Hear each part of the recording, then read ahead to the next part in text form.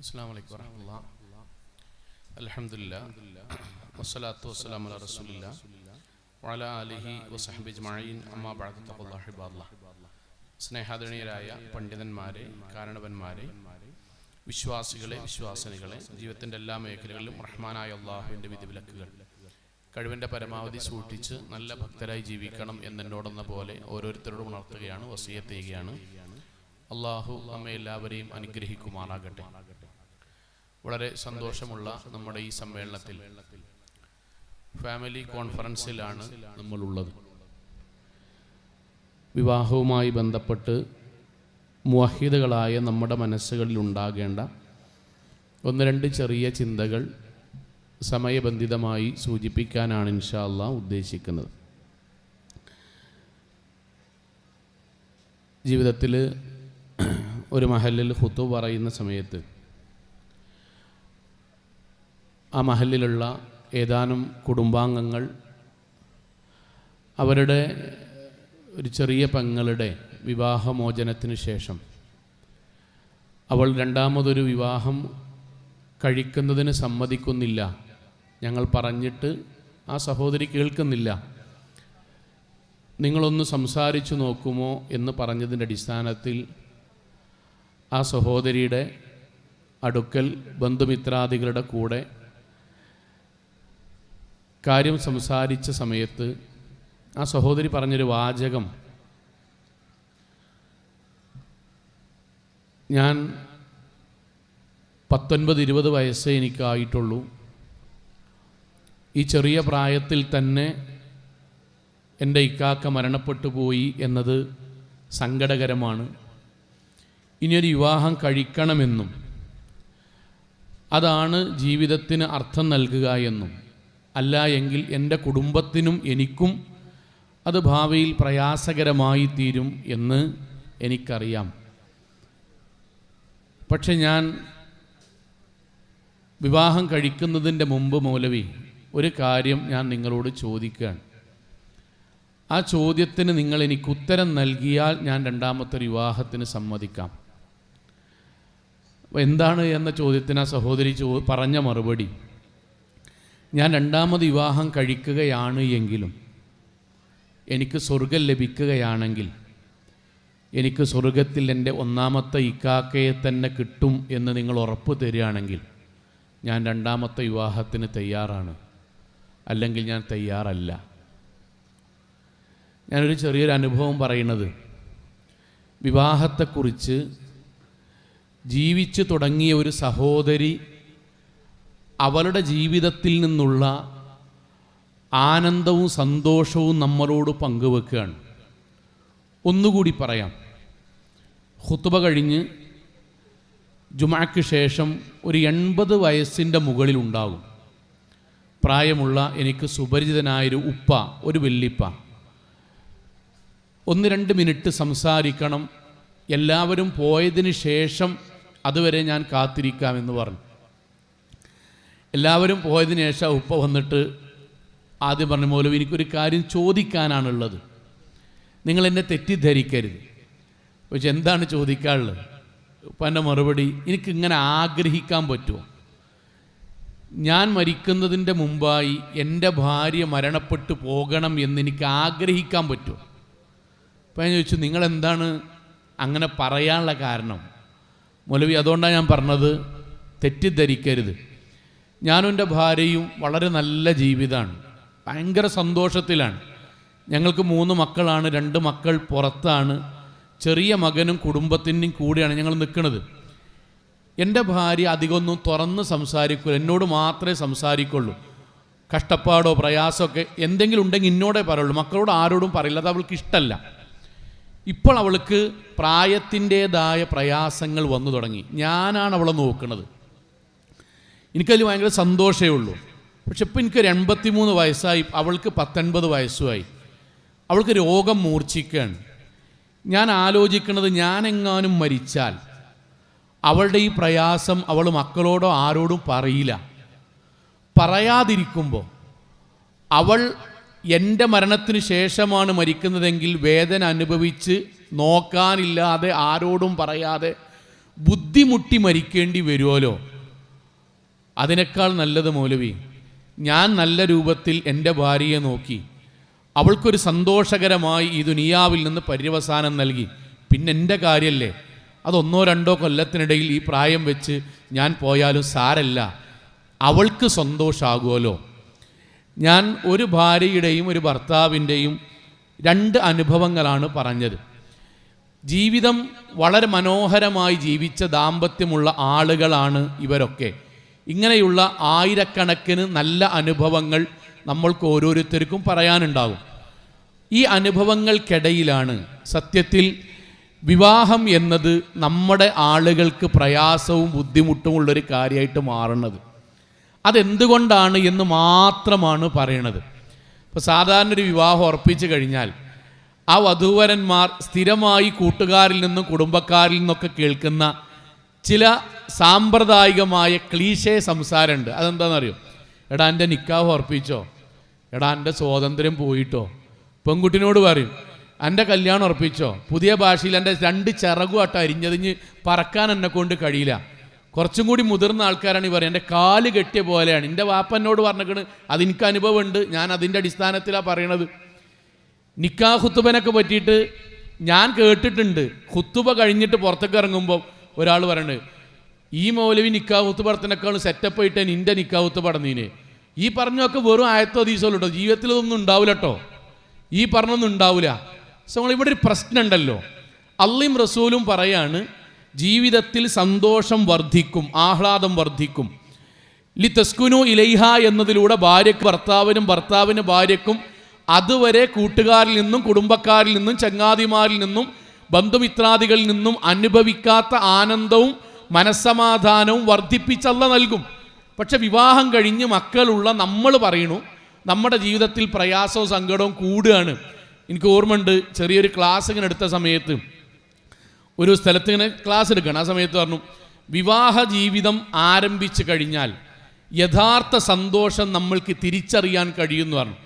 അപ്പോൾ ക്ലാസ് കഴിഞ്ഞതിന് ശേഷം ഒരാൾ വന്നിട്ട് പറഞ്ഞു, മൗലവി അത് സത്യമാണ്, എനിക്കിപ്പം മനസ്സിലായി, കല്യാണത്തിൻ്റെ മുന്നേ ഇനി യഥാർത്ഥ സമാധാനം സന്തോഷം ഞാൻ സത്യത്തിൽ തിരിച്ചറിഞ്ഞു എപ്പോഴാണ് സന്തോഷവും സമാധാനവും.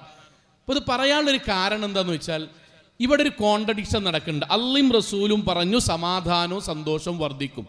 നമ്മൾ പറയുന്നു, തൗഹീദുള്ള നമ്മൾ പറയുന്നു, നമ്മളടക്കം എല്ലാവരും അല്ല, നമ്മുടെ ജീവിതത്തിൽ പ്രയാസവും സങ്കടവും കൂടുകയാണ്.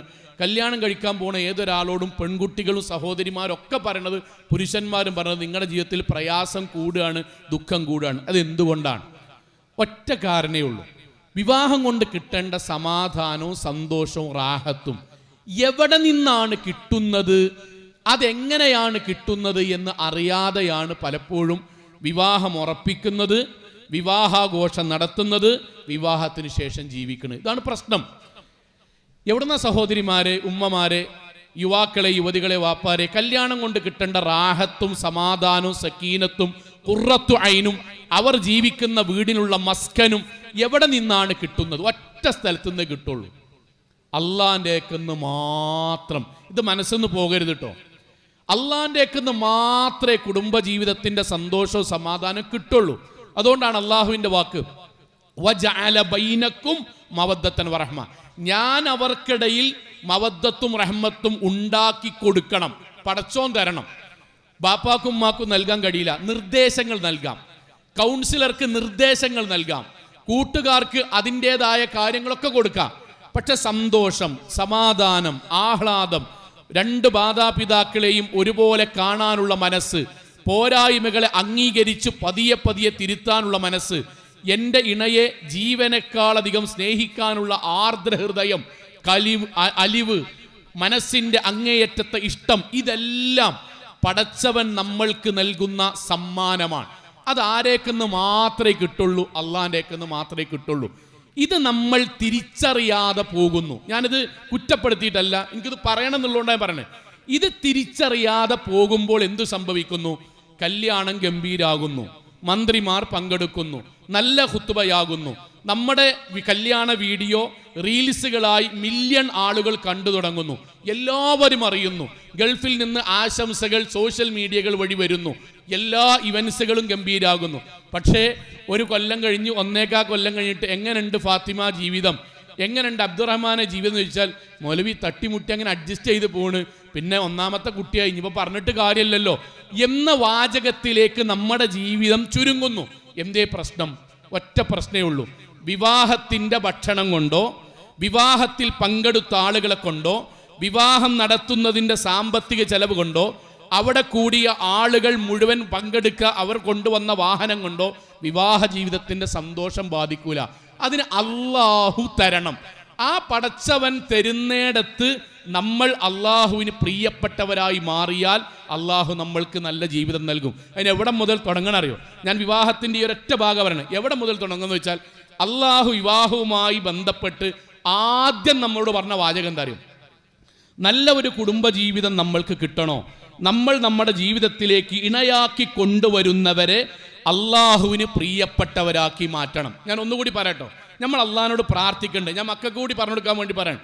നമ്മൾ അള്ളാഹുവിനോട് പ്രാർത്ഥിക്കേണ്ടത്, അള്ളാഹുവേ എനിക്ക് യോജിച്ച നല്ല ഒരു ഇണയെ നീ നൽകണമേ എന്ന് മാത്രം ആകരുത്.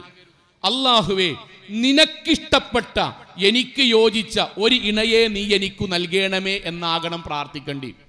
പടച്ചോൻ ഇഷ്ടപ്പെട്ട ഒരു ഇണയാകണം നമ്മുടെ കൂടെ ഉണ്ടാകേണ്ടത്.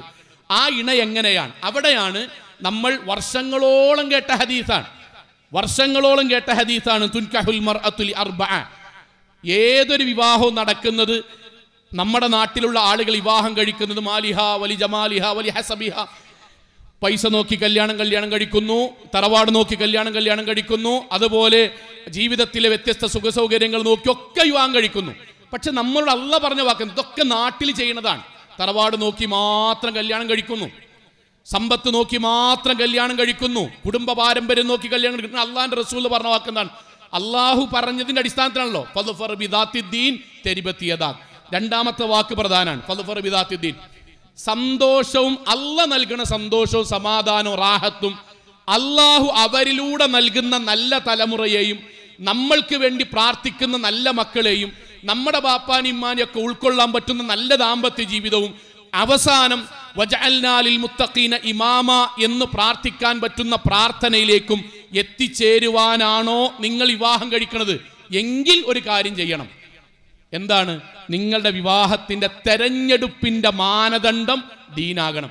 ദീനുള്ളവരുടെ ഹൈറ്റ്, ദീനുള്ളവരുടെ വെയിറ്റ്, ദീനുള്ളവരുടെ ദൂരം, ദീനുള്ളവരുടെ വിദ്യാഭ്യാസം, ദീനുള്ളവരുടെ ഭംഗി, ദീനുള്ളവരുടെ സമ്പത്ത്, ദീനുള്ളവരുടെ ബാക്കിയെല്ലാം ദീനുള്ളവരുടേതാകണം നിങ്ങൾ തെരഞ്ഞെടുക്കുന്ന ബേസ്.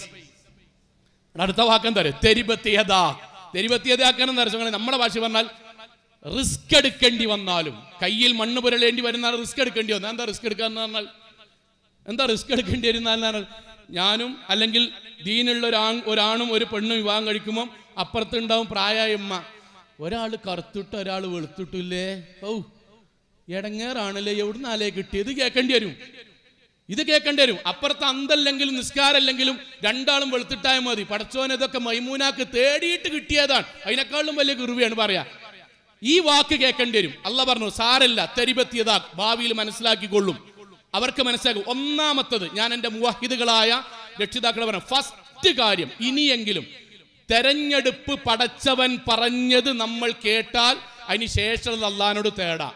അവിടെ നമ്മളെ വീട്ടിൽ ചർച്ച എടുക്കുക കേട്ടോ. എങ്ങനെ ചർച്ച എടുക്കുക? ഞാൻ സാധാ സംസാരമായിട്ട് പറഞ്ഞ് നമ്മളെ വീട്ടിൽ ചർച്ച എടുക്കുകയാണ്. നമ്മളെ പെൺകുട്ടിക്ക് 3 ആലോചന, എൻ്റെ വീട്ടിൽ നിങ്ങളുടെ വീട്ടിലൊക്കെ നടക്കണം. 3 ആലോചന, കുറേ ആലോചന വന്നു. ലാസ്റ്റ് നമ്മൾ സംഗ്രഹിച്ച് സോർട്ട് ചെയ്തു 3 എണ്ണം. ഇപ്പൊ ഇവിടുന്നാണ് എഴുതിക്കോളൂ. ഇവിടുന്ന് ഒന്നാമത്തെ ആള് നമ്മുടെ ആദർശം, പിന്നെ തൊട്ടടുത്ത് തന്നെയാണ്, അത്യാവശ്യം എന്താ സാമ്പത്തികത ഉണ്ട്, കുഴപ്പമില്ല ആയി. പക്ഷേ നമ്മുടെ കുട്ടി ഡിഗ്രിയാണ്, ഓൻ +2 ആണ്. ഞാൻ കെട്ടിക്കണം നല്ലട്ട പറഞ്ഞു, ഞാൻ കട്ട് ചെയ്താണ്ട് തെറ്റായി വ്യാഖ്യാനിക്കരുത്, ഞാൻ മനസ്സിലാക്കാൻ വേണ്ടി പറയാണ്. ഈ ടൈമിൽ ഉറങ്ങും ചെയ്യരുത്, ബാക്കി കേട്ടിട്ട് ഫുള്ള് കേട്ടിട്ട് ഉറങ്ങിക്കോളി, ഇവിടുന്ന് ഉറങ്ങരുത്. കെട്ടിക്കണം നല്ല പറഞ്ഞത്. നമ്മൾ വീട്ടിൽ ചർച്ച വരുന്നു, അപ്പോൾ നമ്മൾ പറയും നമ്മൾ ആദർശമാണല്ലേ, ദൂരം ഓക്കെ ആണല്ലേ, ഹൈറ്റ് ഓക്കെ ആണല്ലേ, വെയിറ്റ് ഓക്കെ ആണല്ലേ. പക്ഷേ ഓൻ +2 ഓള് ഡിഗ്രി ആകുമ്പോൾ കുഫു ഒക്കൂലല്ലോ. ഞാൻ ഒക്കുന്നല്ല പറഞ്ഞത്, ഒക്കൂലല്ലോ. നമ്മൾ ആ ഒന്നാമത്തെ ആളെ മാറ്റി.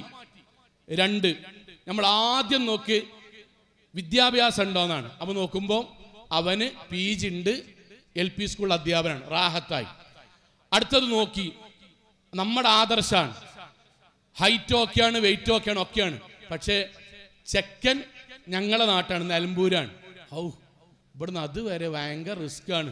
83 വയസ്സുള്ള വല്യമ്മ പറഞ്ഞേക്കണ് എനിക്ക് ഇടയ്ക്കിടയ്ക്ക് ഓളെ കാണണം, അതിന് നടക്കൂല. 83 വയസ്സുള്ള വല്യമ്മ മറ്റന്നാളോ അതിൻ്റെ ഇട്ടെന്ന തീരുമാനമാവും. എന്നിട്ട് അതിന് വേണ്ടിയിട്ടാണ് 80 കൊല്ലല്ല കല്യാണത്തിൻ്റെ കാര്യം തീരുമാനിക്കുന്നത്. ഞാൻ കുറ്റപ്പെടുത്തല്ല, സാന്ദർഭികമായിട്ട്. ദൂരത്തിൻ്റെ പേരിൽ നമ്മളത് ഒഴിവാക്കുന്നു. മൂന്നാമത്തത് ഇനി ലാസ്റ്റത്താണ്. ലാസ്റ്റ് നമ്മൾ ദൂരം നോക്കി, തൊട്ടടുത്ത് തന്നെ, ഇവിടുന്ന് തന്നെ സോഫ്റ്റ്വെയർ എഞ്ചിനീയറാണ്, തടി okay, weight okay, height okay, വിദ്യാഭ്യാസമൊക്കെ ഒക്കെ ഓക്കെ. പക്ഷെ നമ്മൾ ആദർശമല്ല. അതിലൊരു 3 മിനിറ്റ് ഉണ്ട് ഒരു മുണ്ടാക്കൽ. അതാണ് ഈമാൻ. പണ്ട് കിട്ടിയ ഈമാൻ്റെ മുണ്ടാക്കലാണ് 3 മിനിറ്റ്. പെട്ടെന്ന് പറയില്ല, കാരണം കുറേ ഖുത്ബ ഓർമ്മ വരും, ആയത്ത് ഓർമ്മ വരും, ഹദീസ് ഓർമ്മ വരും, ഒക്കെ ഓർമ്മ വരും. എന്നിട്ട് ഇങ്ങനെ ഇരുന്നിട്ട് ലാസ്റ്റ് എന്താപ്പം കാട്ടുക എന്ന് പറയുമ്പോൾ അപ്പുറത്തുനിന്നുണ്ടാവും ഒരു അമ്മോനോ ഒരു അമ്മായിയോ ഒരു വല്യമ്മയോ ഒരു എളാപ്പി വെച്ചുന്നുണ്ട്. പിന്നെ ഞാൻ ഒരു കാര്യം പറഞ്ഞത്, എല്ലമ്പാടെ നോക്കിയാൽ നടക്കൂല കേട്ടോ. ഈ എല്ലമ്പാടെ നോക്കിയാൽ നടക്കൂല എന്ന് ദീനിൻ്റെ വിഷയത്തിൽ മാത്രമേ പറയുള്ളൂ. ഹൈറ്റിൻ്റെ വിഷയത്തിൽ പറയില്ല, ദൂരത്തിൻ്റെ വിഷയത്തിൽ പറയില്ല, വിദ്യാഭ്യാസത്തിൻ്റെ വിഷയത്തിൽ പറയില്ല. നമ്മളിങ്ങനെ നോക്കിന്നാൽ ലാസ്റ്റ് മൂക്ക് കൂടെ പല്ല് വരുന്നവരെ നോക്കിക്കണ്ടി വരും കേട്ടോ, ആരും ഉണ്ടാവില്ല കേട്ടോ. ഇതൊക്കെ എവിടെ പറയുള്ളൂ അറിയോ? ദീനിൻ്റെ വിഷയത്തിൽ മാത്രമേ പറയുള്ളൂ. ദീനിൻ്റെ വിഷയത്തിൽ സഹോദരങ്ങളെ, അല്ല പറഞ്ഞ ഒന്നാമത്തെ കാര്യം നമ്മൾ ഒഴിവാക്കി. ഞാൻ ഭൗതികമായിട്ട് പറയാൻ നമ്മളോട് ഒരു പരീക്ഷ എഴുതാൻ വേണ്ടി പറയണു. 3 പുസ്തകം നമ്മളോട് പഠിക്കാൻ വേണ്ടി പറയണം. ഈ 3 പുസ്തകം നിങ്ങൾ ശരിക്ക് പഠിച്ചാൽ മതി, നിങ്ങൾക്കിതിൽ പൂർണ്ണമായും വിജയിക്കാൻ കഴിയും. അതിൽ ഒന്നാമത്തെ പുസ്തകത്തിൽ നിന്നാണ് 70% ചോദ്യം ഉണ്ടാകുക. ഞാൻ എന്ത് ചെയ്ത രസങ്ങളെ, 70% ചോദ്യം വരുന്ന ബുക്ക് അവിടെ നിന്നാണ് ഒഴിവാക്കി. രണ്ടാമത്തെ ബുക്കിന്ന് കുറച്ചും മൂന്നാമത്തെ ബുക്കിന്ന് കുറച്ചും സിലബസിൽ വരാത്ത വേറെ കുറെ ഒരു 5-8 പുസ്തകം രാത്രി ഫുള്ളിരുന്ന് പഠിച്ചിട്ട് അവസാനം പരീക്ഷയ്ക്ക് തോൽക്കുമ്പോൾ ഞാൻ പഠനാണ്ട് പറയാൻ, എത്രങ്ങാനും ഇരുന്നിട്ടാണ് ഞാൻ പഠിച്ചീന്, എത്രങ്ങാനും രാത്രിയാണ് ഞാൻ ഉറക്കൊഴിച്ചീന്, എത്രങ്ങാനും വെള്ളം ഞാൻ കുടിച്ചീന്. സോ അതിൽ നമ്മൾ പറയും, എടാ ഈ പഠിക്കേണ്ടതല്ലല്ലോ പഠിച്ചത്. വിവാഹ ജീവിതത്തിൽ നട്ടപ്പാതിരക്ക് എഴുന്നേറ്റ് തഹജ്ജുദിൽ അള്ളാഹുവിനെ തേടുകയാണ്, അള്ളാഹുവേ എനിക്കും എൻ്റെ മക്കളൊക്കെ ജീവിതത്തിൽ സന്തോഷ സമാധാനം നൽകണം. അള്ളാഹ് ആദ്യം പറഞ്ഞത് സന്തോഷം കിട്ടണോ, ബേസാണ് ശരിയാക്കേണ്ടത്. ബേസ് വിവാഹത്തിന്റെ തെരഞ്ഞെടുപ്പ് ദീനിലാണോ അവിടെ അള്ളാഹ് ഇടപെടും. പടച്ചവൻ ഏത് ഭാഗത്താണോ ചെയ്യരുത്, ഖുർആന്റെ ആയത്ത് എന്താ? നേർക്ക് നേരെ അള്ളാഹു നേർക്ക് നേരെ പറഞ്ഞ വാക്കാണ്, വലാ തൻകിഹുൽ മുശ്രിക്കാത്ത്. നിങ്ങൾ ഒരിക്കലും ശിർക്ക് ചെയ്യുന്നു എന്നറിയുന്നവരിൽ നിന്ന് വിവാഹം ഉണ്ടാകരുത്. വിശദീകരണം ഉണ്ടാകാം, പക്ഷെ നേർക്ക് നേരെ കൊടിയ ശിർക്കുമായി നിങ്ങൾക്ക് വിവാഹബന്ധം ഉണ്ടാകരുത്. വിവാഹബന്ധം ഉണ്ടായിരുന്നു. ഉമർ ഇബ്നുൽ ഖത്താബ് റളിയല്ലാഹു അൻഹു, നമുക്ക് മക്കളുമായി ബന്ധപ്പെട്ട് കേട്ട ചരിത്രത്തിൽ അറിയാം. അദ്ദേഹത്തിന്റെ അടുക്കലേക്ക് ഒരു വാപ്പ വന്നു. കുട്ടി വാപ്പയോട് അനുസരണക്കേട് കാണിക്കുന്നു എന്ന് പരാതി പറയുന്നു. കുട്ടിയെ അമീറുൽ മുഅ്മിനീൻ കൊണ്ടുവരുന്നു. എന്നിട്ട് കുട്ടിയോട്, ബാപ്പയോട് നീ കർക്കശമായിട്ട് സംസാരിക്കുന്നുണ്ടോ, അനുസരണക്കേട് കാണിക്കുന്നുണ്ടോ എന്ന് ചോദിക്കുന്നു. എന്നിട്ട് അതിന് കുറ്റമുണ്ട്, ചെയ്യാൻ പാടില്ല എന്ന് പറയുമ്പോൾ ആ കുട്ടി തിരിച്ചു ചോദിക്കണ്ടല്ലോ, അമീറുൽ മുഅ്മിനീൻ ഞങ്ങൾ കുട്ടികളാണ്, ഞങ്ങൾക്ക് ചെറിയൊരു കാര്യം അങ്ങോട്ട് ചോദിക്കാണ്ട് പറ്റുമോ? അതേ പറ്റും. മാതാപിതാക്കളോട് ഞങ്ങൾക്ക് കടപ്പാടുണ്ട്, കടമുണ്ട്, ഞാൻ തെറ്റിച്ചിട്ടുണ്ട്, സോറി, ഞാനതിൻ്റെ ശിക്ഷ ഏറ്റുവാങ്ങാൻ റെഡിയാണ്. പക്ഷേ ഞങ്ങൾ ചോദ്യം, ഞങ്ങളോട് ഞങ്ങളുടെ മാതാപിതാക്കൾക്ക് വല്ല കാര്യവും ഇങ്ങോട്ട് കടമുണ്ടോ? ഉണ്ട് എന്ന് പറഞ്ഞു. 3 എണ്ണത്തിൽ ഒന്നെന്താ? ഉമ്മാരെ വാപ്പാരെന്താ? നിങ്ങൾക്ക് നല്ല ഒരു ഉമ്മയെ നല്ലൊരു ഉപ്പയെ അവർ തെരഞ്ഞെടുക്കണം എന്നാണ്. വിവാഹം കഴിക്കുന്നതിൻ്റെ തുടക്കത്തിൽ ഒരു കുട്ടി ഉണ്ടാകുന്ന മുന്നിൽ ആ കുട്ടിക്ക് പറ്റിയ ബാപ്പയും ഉമ്മയും അള്ളാഹ്ക്ക് ഇഷ്ടപ്പെട്ടതേ തെരഞ്ഞെടുക്കാൻ പറ്റും. മക്കളോടുള്ള കടമകളിൽ ഒരു ബാപ്പിമ്മയും പാലിക്കേണ്ടതാണ്. പരലോകത്ത് ചോദ്യമുള്ള കാര്യമാണ്. ഇവിടെ നിന്ന് പിഴക്കുന്നു. ഞാൻ കുറ്റമായിട്ട് പറയില്ല, ഞാൻ യുവാക്കളോടും യുവതികളോടും പറയാണ്, അവിടെ പിഴച്ചാൽ അങ്ങാടിയിലിരിക്കുക, ബസ്സിറങ്ങുമ്പോൾ കണ്ണിങ്ങനെ കാണുക, ഭയങ്കര ചൊറുക്കാരനെ കല്യാണം കഴിക്കുക, ഇൻസ്റ്റഗ്രാമിൽ കൂടെ കാണുക, ഞാനും SM, എൻ്റെ പേരും ഷാഹിദ് മുസ്ലിം, ഓൾദു SM, ഞങ്ങൾ ഭയങ്കര സംഭവമാണ് ഞങ്ങൾ കല്യാണം കഴിക്കുക. പരീക്ഷാ പേപ്പറിൻ്റെ അവിടെ നിന്ന് പേനൻ്റെ റീഫില്ലർ കഴിഞ്ഞപ്പോൾ ആരാ തരാനുള്ള? അപ്പോൾ ഓള് തന്നു. അപ്പോൾ പഴയ സിനിമ കൊടുത്തിട്ട് ഓൾ ഇങ്ങോട്ട് തന്നു. എനിക്കോൾക്കും നമ്മൾ ഭയങ്കര കണക്ഷൻ ആവും. അല്ലെങ്കിൽ അല്ലെന്തിനാ ഓളേക്കം തന്നെ വാങ്ങിപ്പിച്ച് ഇങ്ങോട്ട് ഇങ്ങനെ സീരിയൽ പോലെ അങ്ങനെ ഓർക്കാൻ അങ്ങോട്ട് കല്യാണം കഴിക്കുക. ഇങ്ങോട്ട് ഇവിടെ വന്നാണ്ട് അള്ളഹാനോട്, പടച്ചോനെ മൂപ്പര് കുടിക്കും, മൂപ്പര് അടിക്കും, മൂപ്പര് ബാപ്പാനിമ്മാനും തേറി പറയും. അള്ളാഹു നോക്കി ചിരിക്കുണ്ടാവും. ഇപ്പം എന്നല്ല, കിട്ടുമ്പോഴല്ല, കെട്ടുമ്പോ ചിരിക്കുണ്ടാവും. കാരണം കിട്ടാൻ പോവുകയാണല്ലോ എന്ന് അറിഞ്ഞിട്ട്. നമ്മുടെ ജീവിതത്തിൽ നമ്മൾ ആഗ്രഹിക്കുന്നത് എന്താണ്? ഇവിടെ ഇരിക്കുന്ന ഓരോരുത്തരും ഞാൻ എന്താണ് ആഗ്രഹിക്കുന്നത് കല്യാണം കഴിക്കുമ്പോൾ? അല്ലാഹുവേ, എനിക്കും എൻ്റെ ഭാര്യക്കും തമ്മിൽ ഇഷ്ടമുണ്ടാകണം. എനിക്ക് ആദരവ് അവളിൽ നിന്ന് ലഭിക്കണം. എൻ്റെ ബാപ്പാനും ഇമ്മാനും സ്വന്തം ബാപ്പിയുമായിട്ട് കാണണം. ഞാൻ ചെറിയതായിട്ട് പറയട്ടോ, ഞങ്ങൾ ഒരു അച്ചടക്കമുള്ളൊരു ഫാമിലി ആയിട്ട് ജീവിക്കാൻ കഴിയണം. എൻ്റെ മക്കൾക്ക് നല്ലൊരു ഉമ്മയാകണം.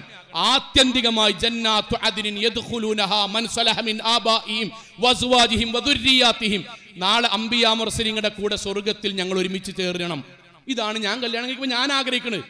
എൻ്റെ ഭാര്യ വേണ്ട, ഏതൊരു സ്ത്രീയും കല്യാണം കഴിക്കുമ്പോൾ സഹോദരിമാരെ നിങ്ങൾ എന്താ ആഗ്രഹിക്കുന്നത്? നിങ്ങളെ അവർ പരിഗണിക്കണം, നിങ്ങളെ വാപ്പാനും ഇമ്മാനും അവർ ആദരിക്കണം. നിങ്ങൾക്കുള്ള സ്വപ്നങ്ങളെ അള്ളാഹ് അനുവദിച്ചതാണെങ്കിൽ അവനാനെ കൊണ്ട് കഴിഞ്ഞ രൂപത്തിൽ പൂർത്തിയാക്കാൻ കഴിയണം. സ്നേഹവും ഇഷ്ടവും പരസ്പരം പങ്കിടാൻ കഴിയണം, നിങ്ങളെ കേൾക്കാൻ കഴിയണം. ശരി, ഇതിനെന്താണ്? ഇതാണല്ലോ നമ്മൾ ആഗ്രഹിക്കുന്നത്.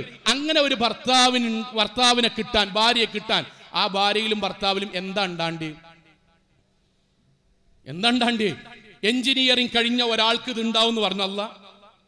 MBBS പഠിച്ച ഒരാൾക്ക് ഉണ്ടാവും എന്ന് പറഞ്ഞോ? ഡിഗ്രി പഠിച്ച ഒരാൾക്ക് ഉണ്ടാവും എന്ന് പറഞ്ഞോ? പൈസ ഉള്ള ഒരാൾക്ക് ഉണ്ടാവും എന്ന് പറഞ്ഞോ? ഇതൊക്കെ ഉണ്ടാകാം. പക്ഷെ ദീനുള്ള ഒരാൾക്ക് ഉണ്ടാവും.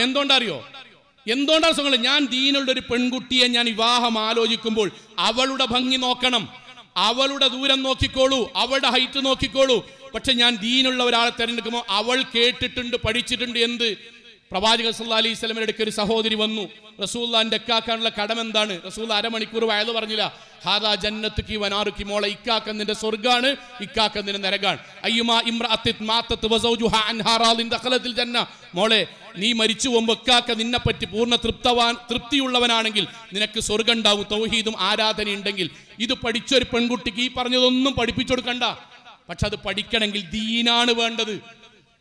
സഹോദരിമാരെ, നിങ്ങളൊരു ഭർത്താവിനെ തെരഞ്ഞെടുക്കുമ്പോൾ നിങ്ങൾ അള്ളാഹിനോട് പ്രാർത്ഥിക്കേണ്ടോ, നിങ്ങൾ ആഗ്രഹിക്കേണ്ടതാണ് ഈ പറഞ്ഞ ആഗ്രഹമല്ലേ? അത് എപ്പോഴുണ്ടാകുക?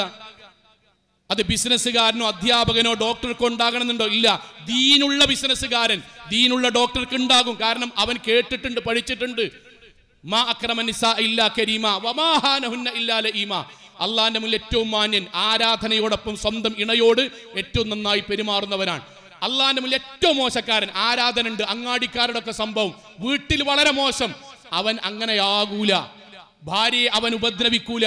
എന്റെ ഭാര്യയോട് ഞാൻ ഉപദ്രവം കാണിച്ചാൽ എന്റെ മക്കളിലൂടെ ദുനിയാവുന്നല്ല അത് കാണിച്ചിരുന്നുള്ള ബോധ്യം ഉണ്ടാകും, പരലോക വിശ്വാസം ഉണ്ടാകും. ആ ബോധമുള്ളവരെ മക്കൾക്ക് വേണ്ടിയിട്ടും അവനാന്റെ ജീവിതത്തിൽ തെരഞ്ഞെടുക്കുക. ഞാൻ സമയം കുറവായതുകൊണ്ട് പറയാൻ ചുരുക്കുകയാണ്. നമ്മൾ എല്ലാവരും കേട്ട ഇസ്ലാമിക ചരിത്രം ഉണ്ടല്ലോ. ഖലീഫ ഉമർ റളിയല്ലാഹു അൻഹു വേഷപ്രച്ഛന്നനായി പോകുന്നു. ഒരു വീട്ടിൽ നിന്ന് പാൽക്കാരി പെൺകുട്ടി ഉമ്മയും സംസാരിക്കുന്നു.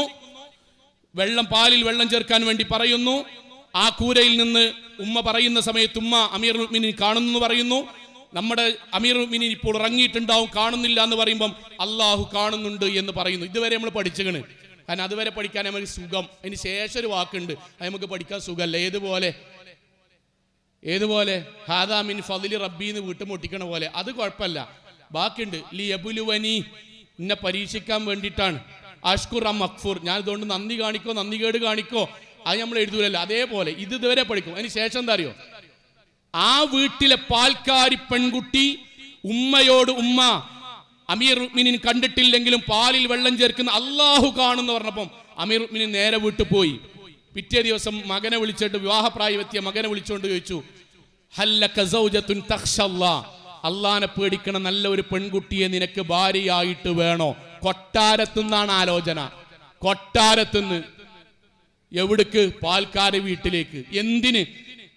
ദീനിന്റെ ബേസിൽ. അതാണ് അലി റളിയല്ലാഹു അൻഹുവിനെ ഫാത്തിമ ബീവിക്ക് തെരഞ്ഞെടുക്കാൻ പ്രവാചകന്റെ മുന്നിൽ കോടീശ്വരന്മാർ നിൽക്കുമ്പോൾ പ്രവാചകൻ അലി റളിയല്ലാഹുവിനെ തെരഞ്ഞെടുക്കുന്ന മാനദണ്ഡം എന്താ അറിയോ? ദീനിന്റെ മാനദണ്ഡമാണ്. ആ മാനദണ്ഡം ഉണ്ടായതുകൊണ്ടാണ് ഇവിടെ ഇരിക്കണ മഫ്തട്ടന്മാരും ബാപ്പാരും ഉണ്ടായത്. അല്ലേ? നമ്മളെ പല ആൾക്കാരെ കല്യാണം എന്തേനി? ബിസ്മി കല്യാണേനി. നമ്മളെ പല ആൾക്കാരെ കല്യാണം എങ്ങനെയേനി?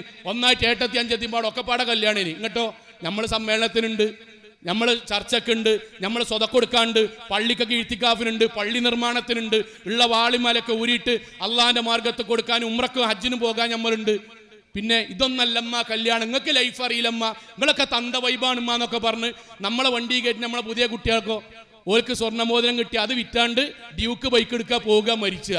ഇതാണ് ഓല ജീവിതം. നമ്മളൊക്കെ പഠിപ്പിച്ചു തരാണ് കല്യാണം എങ്ങനെയൊന്നല്ല, ആഘോഷം എങ്ങനെയല്ല. ഞാൻ പറയുന്നത് ബേസിക്കായി അള്ളാഹു പറഞ്ഞതിൽ നിന്ന് മാറിയാൽ, ഞാൻ സങ്കടത്തിലാണിത് പറയണത്, ക്ലാസ്സിന് വേണ്ടിയിട്ടല്ല. നിക്കാഹ് ഖുതുബക്ക് വിളിച്ച് നമ്മളവിടെ എത്തി. ഞാൻ ഒരു സംഭവമായിട്ട് പറയല്ല, ഒരുപാട് 4 ജില്ലകൾക്കപ്പുറം, ഞാൻ മലപ്പുറത്താണ്, നിലമ്പൂരാണ്, അവിടെ 4 ജില്ല കഴിഞ്ഞിട്ട് ഒരു നിക്കാഹിന് വിളിച്ചു. ഒരു കുറച്ച് സമയമാണ്. ഞാൻ പറഞ്ഞു അവിടേക്കൊക്കെ നിക്കാഹിന് വരണം. അല്ല മൗലവി നിങ്ങൾ തന്നെ വരണമെന്നൊക്കെ പറഞ്ഞ് നമ്മൾ കൊണ്ടുവന്നു. അപ്പം ഞാൻ പോകാൻ ഒറ്റ മാനദണ്ഡം, വാപ്പിമ്മി ഖുർആൻ വിജ്ഞാന പരീക്ഷയ്ക്ക് ഒരാൾ നാട്ടിലും ഒരാൾ ഗൾഫിലും 1ാം സ്ഥാനം 2ാം സ്ഥാനം വാങ്ങിയ നല്ലൊരു കുടുംബമാണ്. അപ്പം നമുക്ക് ഭയങ്കര ഇഷ്ടമുണ്ടാവും. ഖുർആൻ അഹ്ലുല്ലാഹി വഖാസത്തുഹു, അള്ളാഹുവിന് ഇഷ്ടപ്പെട്ട കുടുംബാകും. അവിടെ ചെന്നു. മകളുടെ വിവാഹത്തിന്റെ സമയത്താണ് നിക്കാഹിന് വേണ്ടി വന്നപ്പോൾ സ്റ്റേജ് മൊത്തം ഉസ്താദുമാര്, അവിടെ എല്ലാ ദിക്റുകളും ദുആകളും ഉണ്ട്. ഞാൻ സത്യത്തിൽ നിക്കാഹ് മാറിയോ എന്ന് കരുതി. പക്ഷെ അവിടെ തന്നെ വന്നു. ഇടിൻ്റെ അടുത്ത് വന്നിട്ട് പറഞ്ഞു മൗലവി നമുക്ക് നിക്കാഹ് മാത്രമേ ഉള്ളൂ. ഞാൻ പറഞ്ഞു കുഴപ്പമില്ല, പക്ഷെ എനിക്ക് മോളെ കാണുമെന്ന് പറഞ്ഞു. വരനും കാണുന്നു. ഞാൻ അഡ്രസ്സ് വായിച്ചു. എനിക്ക് മനസ്സിലായി ഒരു ഏകദേശ തൗഹീദില്ല. ഞാൻ ചോദിച്ചു ആരാ വിവാഹം കഴിക്കണേ? എന്നെ സങ്കടപ്പെടുത്തിയ വാക്കെന്താ അറിയോ? ആ നാട്ടിൽ ജാറങ്കമ്മറ്റി നടത്തുന്ന കുടുംബത്തിലേക്ക് തൗഹീദുള്ള മകളെ പറഞ്ഞയക്കുക. അപ്പൊ ഞാൻ ചോദിച്ചു, അല്ല വാപ്പ നിങ്ങൾ എന്തിനാണ് ഇങ്ങനെ പറഞ്ഞയക്കണത്? എന്തിനാ പറഞ്ഞയക്കണത്? അപ്പൊ അതിന് പറഞ്ഞ വാക്കെന്താ അറിയോ? മൗലവി കുഫു ഒക്കെ ഉണ്ടേ, ഓനും MBBS ആണ്, ഓളും MBBS ആണ്, അതുകൊണ്ട് കെട്ടിച്ചതാണ്. നമ്മളെ കുഫു എന്താ വെച്ചാൽ MBBS ഹൈറ്റും 165 ഉള്ളോന് 163 വേണ്ടേ, നല്ല നെഞ്ചത്തേക്ക് കറക്റ്റ് ആവുള്ളൂ. ഇങ്ങനെ പിടിക്കുമ്പോഴേ ഇവിടുന്ന് ദൂരം നമ്മളെ കുഫുവാണത്. തൗഹീദുള്ള വീട്ടിൽ നിന്ന് ശിർക്കിലേക്ക് പോയാൽ ആ വീട്ടിൽ അടുത്തതായി പറക്കുന്നവർ, അവിടെ നടക്കുന്ന ഓരോ റബീഉൽ അവ്വലിലും അവിടെ നടക്കുന്ന ആണ്ടു നേർച്ചയിലും ഇന്ന് വരെ അള്ളാഹു ഹറാമാക്കിയ ഒരു ഭക്ഷണം പോലും കഴിക്കാത്ത വീട്ടിലേക്ക് നമ്മുടെ വീട്ടിൽ മക്കളും പേരക്കുട്ടികളും ശിർക്കിന്റെ ഭക്ഷണവും ശിർക്കിന്റെ ആചാരവുമായിട്ട് വരാൻ കാരണം എന്താണ്? തുടക്കം നമ്മൾ മാറ്റിക്കൊടുക്കുന്നു. സഹോദരങ്ങളെ, അവിടെ നിൽക്കണം.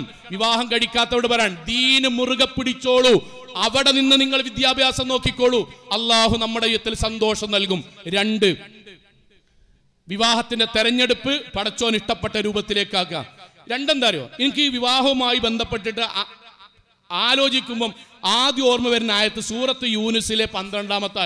പെട്ടെന്ന് കേട്ടതായിട്ട് യാതൊരു ബന്ധമില്ലാന്ന് തോന്നുന്നു. അത് ഏതാ അറിയോ? വഇദാ മസ്സൽ ഇൻസാന ദുർറു, മനുഷ്യന്മാർക്ക് നമുക്കൊരു പ്രയാസമുണ്ടായാൽ ദഅനാ ലി ജംബിഹി ഔ ഖായിദൻ ഔ ഖായിമ, ആ സമയത്ത് അല്ലാഹുവോട് ഇരുന്നിട്ടും നടന്നിട്ടും കടന്നിട്ടൊക്കെ അവൻ പ്രാർത്ഥിക്കും. ഫലമ്മാ കശഫ്നാ അൻഹു ദുർറു, ആ പ്രയാസത്തിൽ നിന്ന് പടച്ചവൻ അവനെ കരകയറ്റിയാൽ മറ കഅല്ലം യദ്ഉനാ മിൻ ഖബൽ, മുമ്പ് തേടാത്തവനെ പോലെയായിരിക്കും പിന്നീട് ജീവിക്കുക. വിവാഹമായിട്ട് എന്താ ബന്ധം? നമ്മളെ കുട്ടിക്ക് ഒരു ആലോചന തുടങ്ങി, മകനൊരു ആലോചന തുടങ്ങി. അപ്പൊ കാണാം അവിടെ വിജ്ഞാനവേദിക്കുന്ന മൗലവിനോട്, മൗലവി കഴിഞ്ഞിട്ട് നിങ്ങളൊന്ന് കാണണം, എൻ്റെ കുട്ടിക്കൊരു ആലോചന ഉണ്ട്, നിങ്ങൾ കാര്യമായിട്ട് ദുആ ചെയ്യണം, നമുക്ക് തൗഹീദ് ആദർശമാണുള്ള വലുതെന്നൊക്കെ പറഞ്ഞ് നല്ലതാണ്. പള്ളിക്കത്ത് ഉസ്താദിനോട് പറയും, MGM എല്ലാവരോടും പറയും. അങ്ങനെ നമുക്കൊരു പ്രയാസം വന്നു, നമ്മളെ കുടുംബക്കാരോട് എല്ലാവരോടും ആരോട് പ്രാർത്ഥിക്കാൻ വേണ്ടി പറയും? അല്ലാണ്ട് പ്രാർത്ഥിക്കാൻ വേണ്ടി പറയും. അങ്ങനെ നമ്മുടെ എല്ലാവരുടെയും പ്രാർത്ഥന കൊണ്ട് നമ്മുടെ വാപ്പാന്റെയും നമ്മുടെ വല്യാപ്പാന്റെയും നമ്മുടെ തഹജ്ജുദിലെയും നമ്മുടെ ജുമഅക്ക് ശേഷം ഇഅ്തികാഫിൽ എല്ലാ പ്രാർത്ഥന കൊണ്ട് ഫലമ്മാ കശഫ്നാ അൻഹു ദുർറു, അല്ലാഹു നമ്മൾക്കൊരു നല്ല വരനെ, നല്ലൊരു നമ്മുടെ കുട്ടിക്ക്, അല്ലെങ്കിൽ നമ്മൾക്ക് നല്ലൊരു വരനെ, നമ്മുടെ കുട്ടിക്ക് നല്ല വരനെയോ വധുവിനെയോ തന്നാൽ പിന്നെ പടച്ചോൻ ആ ലിസ്റ്റിലാണ് ഉണ്ടാവില്ല. മറ കഅല്ലം യദ്ഉനാ മിൻ ഖബൽ, മുമ്പ് അല്ലാഹുവിനോട് തേടാത്ത പോലെ. പിന്നെ ഒന്നെണ്ണാണ് നമുക്ക് മറ്റന്നാൾ പോകണ്ടേ? എന്ത്? ഈഫൽ ടവറും കൊണ്ട്. ഈഫൽ ടവർ, കിറ്റ്കാറ്റിന്റെ Eiffel tower, Burj Khalifa, Eiffel tower, Taj Mahal, Qutub Minar, സകല സാധനം. ഞാൻ ആ സംഗതിനല്ല പറയണേ, ഞാൻ എൻ്റെ മനസ്സിലെ സങ്കടം നിറച്ച, ഞാൻ എല്ലാത്തിനും കുറ്റമായിട്ട് പറയില്ല. എന്തിനാണ് ആ സംഗതി ഉണ്ടാക്കുന്നത്? അല്ലാതെ ഒരു ആഘോഷമോ ഒരു ആനന്ദമോ നമ്മൾക്ക് ഉൾക്കൊള്ളാൻ കഴിയണില്ലേ? ഒരാൾക്ക് ഞാൻ വിവാഹം കഴിക്കുമ്പം എനിക്കെൻ്റെ ഭാര്യ, ഉമ്മമാര് കേൾക്കാനുണ്ടോ, ഭാര്യയാകണത്, വാപ്പാരെ ഭാര്യയാകണത്, ഞാൻ എൻ്റെ അമ്മോശൻ കാക്കാൻ്റെ കൈപിടിച്ച് അമ്മോശൻ കാക്ക എന്നോട് എൻ്റെ മകൾ ഇന്നാളിന്നവളെ സ്വർണ്ണാഭരം മഹനായി നിശ്ചയിച്ച് താങ്കൾക്ക് ഞാൻ വിവാഹം നിക്കാഹ് ചെയ്തെനിക്ക് തൃപ്തിപ്പെട്ടിരിക്കുന്നു, അപ്പോൾ ഞാൻ ബിസ്മില്ലാഹിർ റഹ്മാനിർ റഹീം അത് സ്വീകരിച്ചിരിക്കുന്നു എന്ന് പറയുമ്പോഴാണ് അവൾ എൻ്റെ ഭാര്യയാകുക. അതിൻ്റെ തൊട്ട് മുമ്പ് ഞാൻ മരിച്ചാൽ അവൾ ഇദ്ദ ആചരിക്കണ്ട. അതിൻ്റെ തൊട്ട് മുമ്പ് ഞാൻ മരിച്ചാൽ അവൾക്ക് മറ്റൊരു വിവാഹം വേണമെങ്കിൽ അതേ സമയത്ത് കഴിക്കുക. കാരണം ഞങ്ങൾ ബന്ധമായിട്ടില്ല. ബന്ധം എപ്പോഴാകുക? ഭാര്യയും ഭർത്താവും എപ്പോഴാകുക? ഭാര്യയും ഭർത്താവിൻ്റെ നിയമം എപ്പോഴാകുക? വിവാഹം കഴിഞ്ഞതിന് ശേഷം.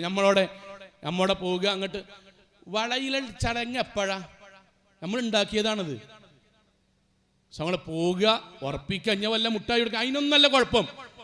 ഒരു നിശ്ചയത്തിന് മാക്സിമം എത്ര ആൾക്കാരെ പങ്കെടുക്കും? ഇനി 50 ആൾക്കാർ, 50 കിറ്റ്കാറ്റും കൊണ്ട് പോയാൽ പോരെ. ഇനി മാക്സിമം ആണെങ്കിൽ ഇങ്ങോട്ട് ഇങ്ങനെ ക്യൂ ആയിട്ട് നിൽക്കുക, ബാക്കിൽ പാട്ട് വെക്കുക, ഒരാൾ ബുർജ് ഖലീഫ, മറ്റോ അടുത്ത മുടിച്ചാണ് ഇങ്ങനെ പോവുക. ഇങ്ങോട്ട് ജുമാക്ക് ഇറങ്ങണ പെണ്ണുങ്ങൾക്ക് ഫിത്തനാറിന് അമ്മായിമ്മ മുന്നിലുണ്ടാവും.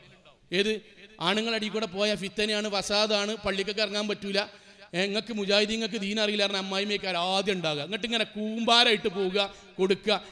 എവിടെയാണോ അള്ളഹാനോട് തേടി, എന്നിട്ട് അള്ളാഹ് തന്ന ഒരു ബന്ധത്തെ പടച്ചോൻ ഇഷ്ടല്ലാത്ത ഇസ്രാഫ് വരുത്തുക, ഹറാമത്ത്, എല്ലാ തോന്നിയാസം അവിടെ കൊണ്ടുവരിക. അതിന്റെ ഭാഗമല്ലേ ഓരോ വിവാഹത്തിനും. ഇപ്പം സേവ് ദ ഡേറ്റ് വന്നു. എനിക്ക് ഭയങ്കര അനുബന്ധം. കുട്ടികളവിടെ നിൽക്കട്ടെ.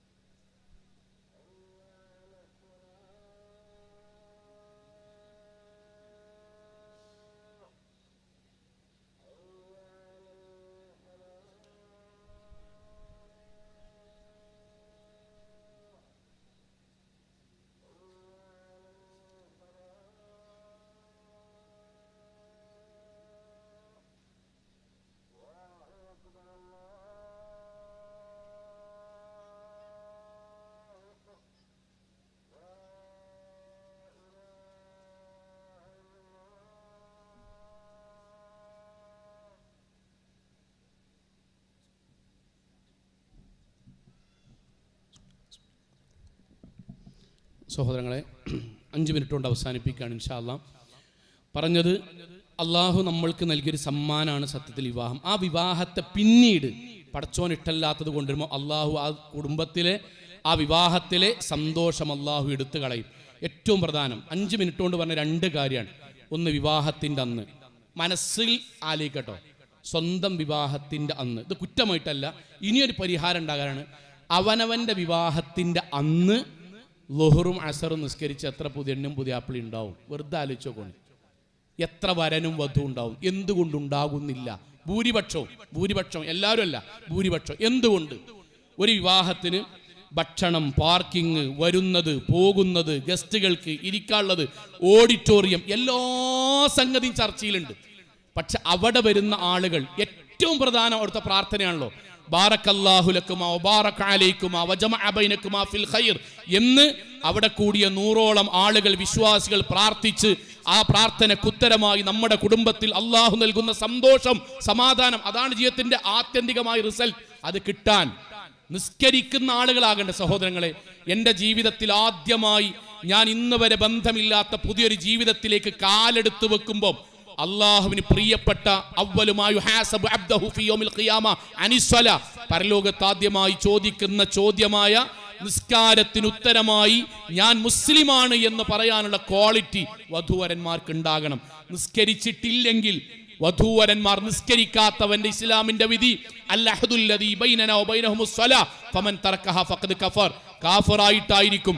വധൂവരന്മാർ നിസ്കരിച്ചിട്ടില്ലെങ്കിൽ അതിന്റെ വിധി എന്താണ് എന്ന് നമ്മൾ ആലോചിക്കുക. 2, ഇതുകൂടി പറഞ്ഞ് അവസാനിപ്പിക്കുന്നു.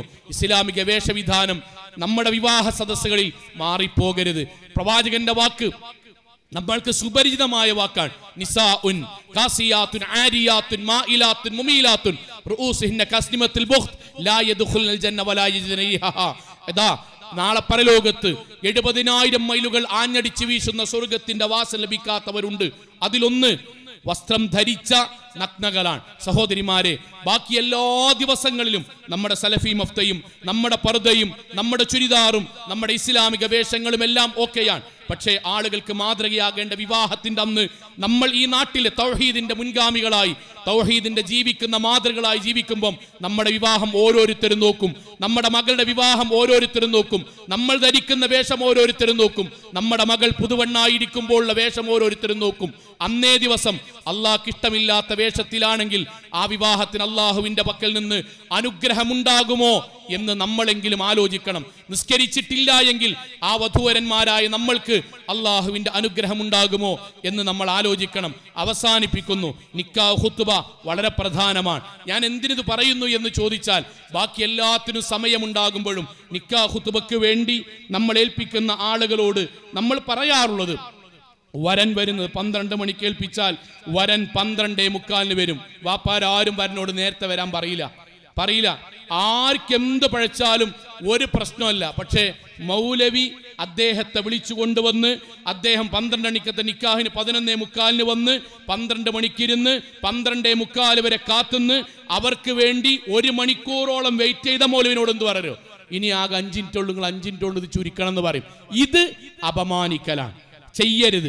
ഞാൻ ഈ ഒരു സദസ്സിൽ പറയാനുള്ള നമ്മൾ തൗഹീദുള്ളവരാണ്. നമ്മൾ ഒരു 15 മിനിറ്റെങ്കിലും അവിടെ കൂടിയ ആളുകൾക്ക്, വധൂവരന്മാർക്ക് ദീനിന്റെ കാര്യങ്ങൾ എത്തിച്ചു കൊടുക്കുവാനുള്ള സന്ദർഭമായി മനസ്സിലാക്കി അള്ളാഹുവിന് പ്രിയപ്പെട്ടവരായി ജീവിക്കുകയും നമ്മുടെ വിവാഹത്തെ പൂർണ്ണമായും ഇസ്ലാമികമാക്കിയാൽ മരണവേളയിലും ജനനവേളയിലും വിവാഹവേളയിലും ഈ 3 വേളയിലാണ് നമ്മൾ ലോകത്തിന് മാതൃകയാകേണ്ടത്. ഈ 3 വേളയിൽ നമ്മൾക്ക് പിഴച്ചാൽ ബാക്കിയുള്ള ജീവിതത്തിലൊക്കെ നമ്മൾ മാതൃകയായാലും ആളുകൾ നമ്മളെ കുറിച്ച് പറയും. എത്രയായാലും ഓല വീട്ടിൽ ആഘോഷം വന്നാൽ മതി, ഓല തൗഹീദ് നമുക്ക് കാണാം, ഓല സുന്നത്തി നമുക്ക് കാണാം, ഓല പണത്തിന്റെ ഹുങ്ക് നമുക്ക് കാണാം എന്ന് പറയുന്നൊരവസ്ഥയാകരുത്. നമ്മൾ നമ്മുടെ ജീവിതത്തിൽ മാതൃകയാവുക. നമ്മുടെ കുടുംബജീവിതത്തിൽ നമ്മുടെ മക്കളോട് ദീനിയായി അള്ളാഹുവിനോട് അടുത്ത് ജീവിക്കാൻ വേണ്ടി പറയുക. അപ്പോൾ അള്ളാഹു നമ്മുടെ ജീവിതത്തിൽ തരുന്ന സമ്മാനമാണ് കുടുംബജീവിതത്തിന്റെ സന്തോഷവും ആഹ്ലാദവും. അങ്ങനെ ജീവിക്കാൻ അള്ളാഹു തൗഫീഖ് നൽകുമാറാകട്ടെ. സുബ്ഹാനകല്ലാഹു ബിഹംദിക് അശ്ഹദു അല്ലാ ഇലാഹ ഇല്ലാ അൻത അസ്തഗ്ഫിറുക വഅത്തുബു ഇലൈക്. അസ്സലാമു അലൈക്കും വറഹ്മത്തുള്ളാഹി വബറകാതുഹു.